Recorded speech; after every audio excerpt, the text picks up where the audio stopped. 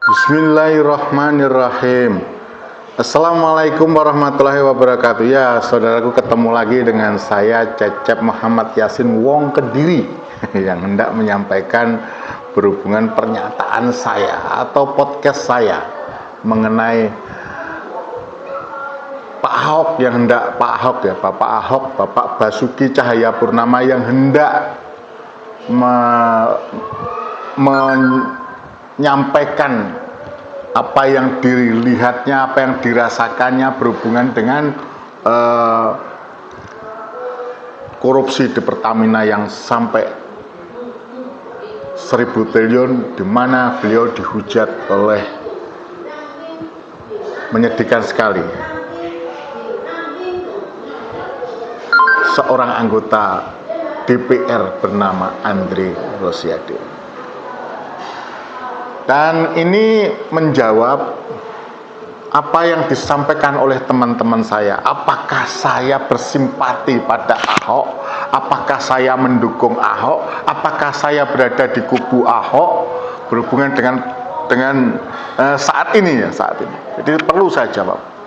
Sebelum saya jawab, sekali lagi, jenengan yang bertanya sama saya, silahkan dengarkan apa yang dikatakan oleh seorang anggota DPR. Sekali lagi loh ya, berhubungan dengan rakyat. Saya melihat Pak Ahok itu, Bapak Basuki Cahayapurnama itu adalah rakyat seperti saya. Ini yang disampaikan oleh Pak Andre Rosiade terhadap rakyat yang hendak dengan sukarela membuka kesaksiannya, apa yang dia ketahui, apa yang dilihat, apa yang dirasakan berhubungan dengan korupsi di Pertamina yang hampir 1.000 triliun itu. Monggo, silahkan lihat dan cermati serta telah lebih lanjut. Oke, kita buka. Erick Thohir, Menteri BUMN, ada kasus Jiwasraya. Dia dapat data, dia datang ke Kejaksaan Agung. Jiwasraya diproses. Asabri, Pak Erick bersama Pak Prabowo punya data. Pak Erick lapor ke Pak Prabowo, Pak, ini proses bagaimana? Kata Pak Prabowo, lanjutkan proses hukum Pak Erick. Diproses Asabri. Ahok ngapain selain ngebacot, omon-omon, marah-marah, maki-maki bapak-bapak? Apa yang dilakukannya? Ada nggak dia bawa data ke aparat penegak hukum? Nggak ada kan? Ngapain dipanggil? Kita ngapain ngasih panggung orang yang sudah pensiun, nggak berbuat apa-apa, lalu sekarang setelah Kejaksaan Agung melakukan penegakan hukum, dia mau jadi pahlawan kesiangan. Nah, saudaraku sudah mendengarkan jenengan. Jadi begini, saya jawab ya. Kalau saya mendukung Ahok, iya. Kalau saya simpati pada Ahok atau Bapak Basuki Cahayapurnama, iya. Tapi kalau saya ada di kubu Ahok, tidak. Karena ini tidak berhubungan dengan kubu-kubuan. Saya tidak pernah bertemu dengan yang namanya Bapak Ahok, Bapak Basuki Cahayapurnama. Demi Allah, saya tidak pernah bertemu. Tapi saudaraku, saya ini seorang praktisi hukum. Berhubungan dengan mencari saksi, mencari orang yang mau bersaksi, itu sulit. Pada kasus-kasus tertentu ketika ada orang tabrakan saja, saya pernah beberapa kali, karena mungkin saya ada sedikit oleh Allah diberikan ilmu hukum, sehingga saya mau bersaksi. Ada seorang supir truk waktu itu, saya dengan teman saya yang bernama Bapak Yohanes. Benar nih Bapak Yohanes, orang Warugunung, Karangpilang, Surabaya. Saya tunjukkan nanti. Ketika itu ada supir truk, tahu-tahu ada sepeda motor jatuh tidak karena nabrak truk itu, nggak tahu karena apa, jatuh secara sendiri, kebetulan mepet di truk itu. Akhirnya mobil truk itu di stop oleh orang-orang, dan saya langsung mendekati. Karena apa? Yang orang bersangkutan itu meninggal. Ada beberapa orang yang ikut menyaksikan itu bersama saya ikut menyaksikan itu. Menyaksikan kejadian itu bahwa sopir truk itu tidak bersalah. Benar, saya melihat sendiri. Itu boleh ditanyakan, namanya Pak Yohanes, orang dia kerjanya, mohon maaf, di Warugunung sana tempat tinggalnya. Lantas nggak ada yang bersaksi. Kalau tidak ada yang bersaksi, celaka ini sopir truk. Dia punya anak, punya istri. Saya tidak melihat siapa itu supir truk, saya tidak kenal. Lantas ketika dihentikan saya sampaikan, diselesaikan di kantor polisi saja Pak. Karena saya menyaksikan bahwa orang ini meninggal jatuh di sampingnya truknya supir ini, yang dimudikan oleh supir ini, tidak karena ditabrak, tapi karena jatuh sendiri. Di mana waktu itu Bapak? Saya ada di belakangnya, pas tepat di belakangnya orang ketika orang itu jatuh. Nggak tahu karena apa jatuh, meninggal orang itu. Dan sampai di kantor polisi waktu itu di lalu lintas di Manyar, daerah Manyar sana, lalu lintas dibawa ke Manyar Surabaya, kantornya di Samsat Manyar Surabaya, dan di situ saya terangkan bahwa orang ini tidak bersalah. Alhamdulillah dilepaskan. Karena memang saya sama Pak Yohanes waktu itu juga agak ketakutan, Pak Cecep gimana ini? Saya sampaikan, kita kasihan itu orang, jangan kita lepaskan, kasihan. Dan saya sampai satu hari, saya tidak bermaksud membanggakan diri saya bahwa saya berani begitu. Dan seorang seperti Bapak Basuki Cahayapurnama ini langka, saudaraku. Ada seorang pejabat, kebanyakan pejabat kita, lebih banyak mereka menutupi dirinya, lebih banyak diamnya.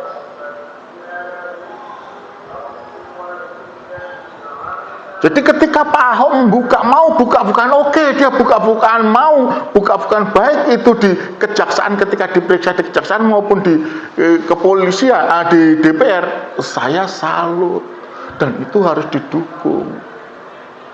Ini bukan masalah kubu-kubuan, maka saya mendukung, saya bersimpati.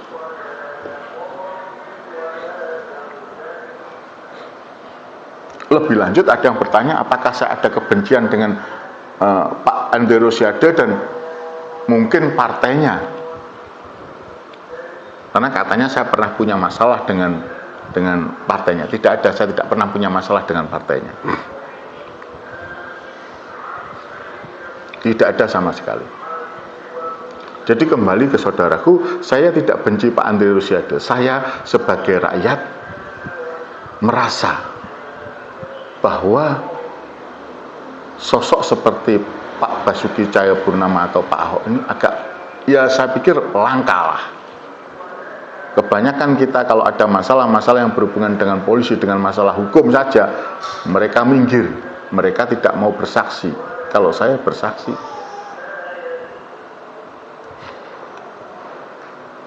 karena itu akan memakan waktu dan sebagainya. Dan ini hubungannya dengan mafia. Berat loh Pak Ahok itu. Beliau ada di dalam melihat ketidakadilan, ketidaknyamanan, berat itu.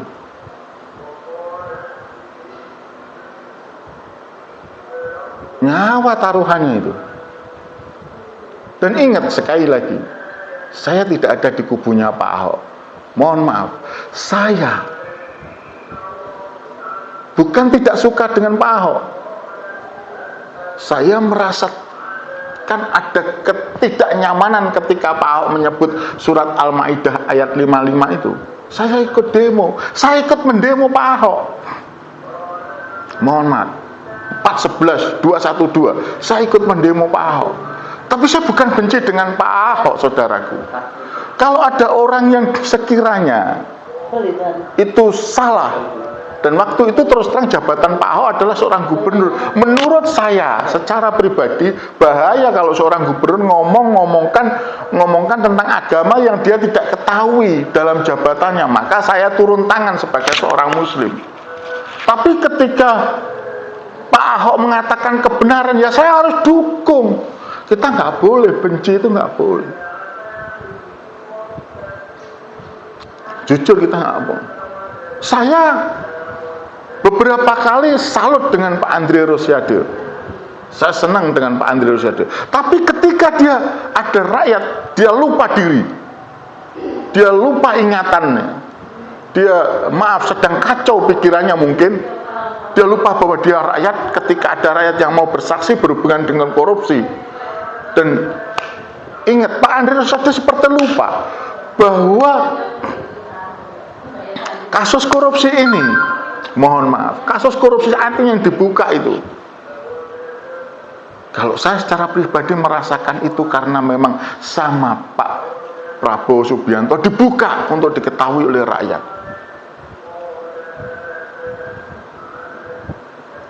Mustahil kalau Pak Prabowo sebagai presiden tidak membuka, ini akan terbuka karena memang tidak tahu. Pak Andre Rosiade mungkin juga lupa ada Pak Bambang Irianto. Kasus Petra dibubarkan. Bagaimana kabar tentang Pak Bambang Irianto itu? Direktur utama Petra saat itu. Tidak ada kelanjutan sampai sekarang. Padahal itu adalah uang rakyat, uang saya, uang saudara saya, uang seluruh rakyat Indonesia. Itu kekayaan seluruh rakyat Indonesia yang diamanahkan kepada negara untuk dikelola oleh negara. Seharusnya Pak Andre Rosiade, menurut saya saudaraku, ini sekali lagi saya menjawab ya, saya tidak benci dengan Pak Andre Rosiade. Ini bukan masalah dukung-mendukung. Saya mendukung Pak Ahok untuk membuka fakta. Ada pertanyaan lagi, loh kalau ternyata Pak Ahok terlibat, loh kalau memang Pak Ahok terlibat, ya itu sudah merupakan suatu hal yang hebat. Orang yang terlibat, misalkan yang terlibat, tapi mau bersuara, mau membuka fakta. Tapi saya melihat sepertinya memang kalau dari jabatannya, saya rasa mohon maaf saja, Pak Andre Rosiade lupa bahwa dalam jabatannya tidak sampai di situ Pak Ahok.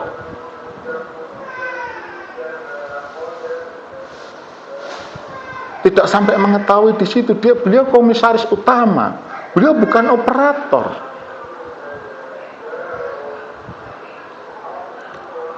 Dan 6 atau 8 orang yang saat ini ditangkap oleh Jaksa Agung dan sekarang ditahan, itu sesungguhnya masih banyak lagi. Operator di lapangan banyak, pekerja-pekerja operator yang di lapangan banyak, dan mereka digaji tinggi. Harusnya mereka juga diamankan. Bukan hanya orang-orang itu yang sepertinya pengambil kebijakan. Ada pekerja lapangannya yang melakukan pengoplosan atau melakukan blending di situ. Tidak mungkin dikerjakan oleh mereka, dan itu harus dibuka.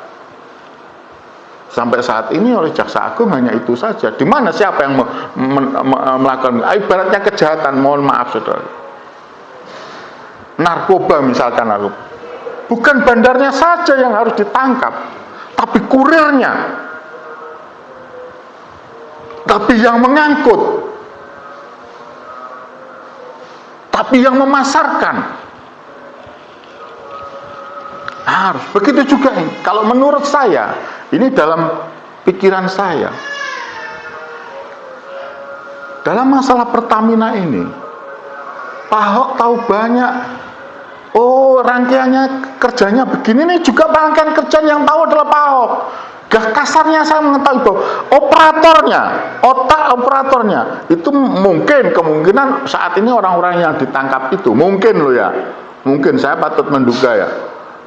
Patut saja menduga Pak itu. Tapi di luar itu ada mereka yang bekerja untuk melakukan blending itu. Kalau kemarin katanya oplosan, anggaplah itu oplosan, seperti masih dalam awal tidak blending, atau melakukan blending. Ada yang melakukan setelah itu ada yang membagikan ke tangki-tangki, ada yang mengangkut. Masih banyak di situ orangnya, bukan hanya orang itu saja. Dan ini sepertinya saya melihat Pak Ahok itu menginginkan supaya ini tuntas. Karena bahasanya Pak Ahok, Bapak Ahok itu, Bapak Basuki Cahayapurnama itu jelas. Dan itu seperti apa yang disampaikan oleh Pak Sudirman Said. Yang ketika, mohon maaf, saya menangkap apa yang dibicarakan oleh Pak Sudirman Said. Sepertinya beliau tidak mengakui. Tapi kita harus akui, ketika beliau dikeluarkan atau diberhentikan dari Menteri ESDM saat itu, kemungkinan besar saat itu karena Petra dibubarkan oleh Pak Sudirman Said. Karena faktanya apa? Orang Petra masih ada di situ. Masih saat ini yang sekarang ditangkap itu adalah orang Petra. Dan setelah Petra dibubarkan, itu masih dikelola lagi, saudaraku, oleh Pertamina sendiri, langsung oleh Pertamina. Baru setelah itu 2018 dibentuklah mereka, Patra Niaga itu. Sebelum itu, maka yang menjadi pertanyaan sebelum itu adalah, apakah ini seharusnya dibiarkan saja oleh Kejaksaan Agung? Ini penegakan hukum model apa kalau sudah seperti ini? Saya ini praktisi hukum, tidak pandai, tapi sedikit mengetahui lah bahwa penegakan hukum tidak boleh tebang pilih, harus benang merahnya tidak boleh ada yang diputus. Dan sepertinya Pak Ahok juga mengatakan benang merahnya ada. Makanya saya mengatakan kejadian ini tidak mungkin. Kalau kita tarik dari Petra yang dibubarkan oleh Pak Sudirman Said, tidak mungkin ini kalau tidak diketahui oleh Pertamina, tidak mungkin kalau saat ini tidak diketahui oleh Menteri ESDM Menteri ESDM juga tidak mungkin tidak diketahui karena BUMN tidak diketahui oleh Menteri BUMN, dalam hal ini maaf aja Pak Erick Thohir. Dugaan kita itu jelas. Karena rentang waktunya, saudaraku, dari Petra, setelah itu dipegang Pertamina, setelah itu Patra Niaga. Kan kalau ada perubahan pasti tahu loh, kok ada perubahan. Masa Direktur Pertamina ketika habis megang setelah itu ada perubahan mereka nggak ngerti? Masa ini dikerjakan oleh orang-orang yang saat ini ditangkapi, mereka yang mengoplos sendiri, mereka yang melakukan blending sendiri, mereka yang menaikkan nilainya, ronnya, yang mencampurkan. Masa mereka tidak mungkin lah.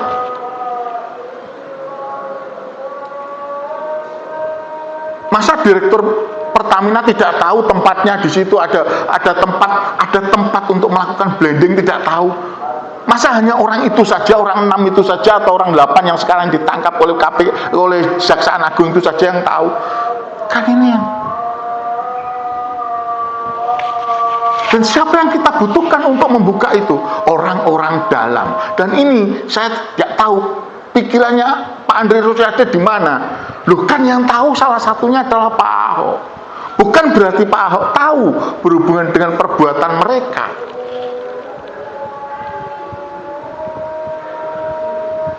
Tapi rangkaian. Siapa yang mengetahui? Karena letaknya jelas, cetawala loh. Tempatnya tidak tersembunyi loh. Dan Kejaksaan Agung penyidik Jaya sudah melakukan pemeriksaan di tempat kejadian loh. Itu hampir semua orang Pertamina tahu loh. Mustahil tidak tahu. Masa orang itu saja? Masa Direktur Pertamina tidak tahu? Masa Menteri tidak tahu? Dari sebelum itu 2018 sampai 2000 berapa itu? 23 atau 2000? Mohon maaf. Masa Presiden nggak tahu? Kalau mau bersih-bersih jujur saja, saat itu Pak Sudirman Said, itu saya itu mengikuti saat itu. Karena saya salah satu orang yang mohon maaf, yang memang berharap besar Pertamina saat itu dipegang oleh Menteri SDM-nya Sudirman Said menjadi baik. Saya salah satu mohon maaf aja, orang yang berharap besar keberadaan Pak Sudirman Said sebagai Menteri SDM menjadikan Pertamina bagus, pengelolaan tambang berhubungan dengan pertambangan sumber daya minyak itu bagus. Tapi diberhentikan. Kenapa diberhentikan? Kita nggak usah ngomong, oh karena sakit hati, ya silakan. kalau ngomong sakit hati setelah itu dibuka. Tapi nyatanya Pak Sudirman Said ngomongnya apa? Tergantung daripada Pak Jokowi presidennya. Kalau mau dilakukan penindakan monggo, sudah diaudit sebagai menteri, sebagai pembantu presiden, beliau sudah menyampaikan kepada Pak Jokowi dari wawancaranya yang saya baca ini tadi ya, saya buka lagi kok saya mendapatkan seperti ini ya, saya terus jawab. Pak Sudirman Said ngomong, itu semua tergantung daripada Pak Presiden, garis pokoknya begitu. Tapi ternyata yang terjebak adalah siapa? Pak Sudirman Said. Pantaskah kalau saat ini dengan fakta begini saya curiga dengan bahwa Pak Jokowi yang namanya Jokowi presiden saat itu bermain, dan kita tahu ternyata ada pemain-pemain baru. Disampaikan juga oleh Pak Ahok adanya pemain-pemain baru, jangan sampai hanya terjadi karena pemain baru. Pak Ahok itu sudah nyampaikan dalam rapat, bahkan Pak Ahok minta buka-bukaan bila perlu dibuka. Senang nggak kita sebagai rakyat mendengarkan itu? Jangan karena saya terus kalian benci dengan Pak Ahok. Oke, kita benci itu bukan berarti pada orangnya. Kita nggak suka, kita nggak cocok itu pada kebijakannya. Kalau kita menilai seorang aparatur negara, dalam hal ini pejabat negara, baik itu presiden, menteri, sampai di bawahnya bupati, jangan benci pada orangnya, tapi nilailah pada kebijakan. Tidak sukanya itu pada jangan orangnya. Saya sekali lagi loh ya, jangan dikatakan bahwa saya ada di kubu Pak Ahok, ada di kubu Basuki Cahayapurnama, Pak Basuki Cahayapurnama. Tidak. Saya ini rakyat, saya senang ada seorang pejabat dan itu langka yang mau bersaksi, di mana itu kalaulah beliau terlibat itu membahayakan dirinya. Keren itu, dengan segala macam resiko. Di mana kalau kalian tahu ketua-ketua partai yang saat ini tersandung masalah maupun orang-orang yang bahasanya pelintutan, lain dengan Pak Ahok, ngomong apa adanya. Jadi sekali lagi saya diajarkan oleh orang tua saya untuk tidak benci pada orangnya, tapi benci pada kebijakannya. Kita harus dukung Pak Ahok, kita harus support Pak Ahok, dan kita harus lawan siapapun yang menghalang-halangi Pak Ahok, Pak Basuki Cahayapurnama untuk bersaksi. Kualitas Pak Ahok sesungguhnya menunjukkan bahwa beliau layak untuk digaji besar karena beliau berani berbicara apa adanya. Terus jangan dikatakan ada pertanyaan, ada yang WA ke saya ngomong, wah itu kan sudah digaji tinggi, harusnya begini-begini. Gaji itu hak, bukan Pak Ahok minta. Gaji itu hak. Ya memang beliau diangkat sebagai komisaris utama lantas digaji sebegitu, ya jangan salahkan pada Pak Ahok, Pak Basuki Cahayapurnama. Kalau saya ngomong begini jangan terus saya dikatakan saya apa itu orangnya Pak Ahok. Tidak, sekali lagi saya belum pernah bertemu dengan yang bersangkutan.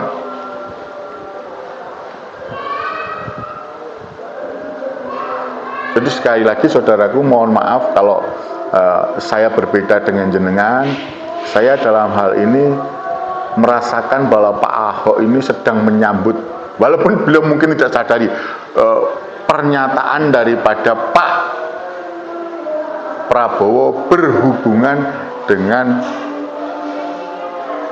pemberantasan korupsi. Beliau sudah menyampaikan akan dikejar sampai ke Antartika. Semoga ini dibaca oleh Pak Andre Rosiade dengan positif, tidak dengan negatif. Apapun kenyataannya, Pak Andre Rosiade sebagai wakil rakyat telah melawan rakyat yang hendak bersaksi, itu salah. Harusnya sebagai wakil rakyat Pak Andre Rosiade bahkan memanggil Pak Ahok, Pak Basuki Cahayapurnama ke DPR untuk dimintai keterangan segamblang-gamblangnya. Lantas dipakai bahan untuk menanyakan kepada Pertamina, menanyakan kepada Menteri BUMN menanyakan kepada ESDM, bila perlu Pak Andri Rosiade harusnya memanggil Pak Jokowi untuk dimintai keterangan bagaimana sesungguhnya, dan bila perlu Pak Andri Rosiade membentuk pansus, bila perlu lagi Pak Andri Rosiade membentuk tim pencari fakta supaya penegakan hukum itu jelas dan gamblang, sehingga rakyat menyatakan bahwa DPR inilah DPR-ku, bukan inilah DPR yang memusuhi aku, rakyat. Itu saja yang bisa saya sampaikan. Semoga ini menjadi pencerahan, dan mohon maaf kalau ada kata-kata atau yang kurang berkenan atau ada khilaf kata dari saya.